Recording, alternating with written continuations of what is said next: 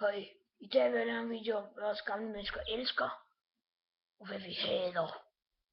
Første ting, vi elsker at gå i pio. Fucking dejligt. Anden ting, vi hader børn, der leger. Det er lort.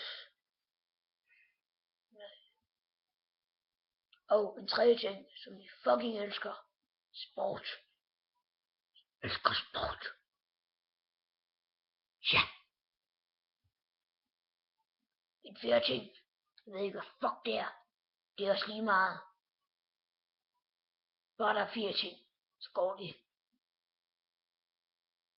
Ja, det var spændende. Nej, det var overhovedet ikke. Nej.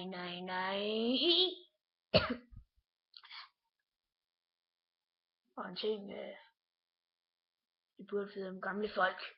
Vi hoster meget, men vi tror børn, vi dør. Nej, vi er stærke.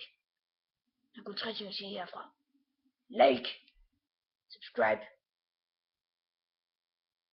og så er 1 ord mere. Peace!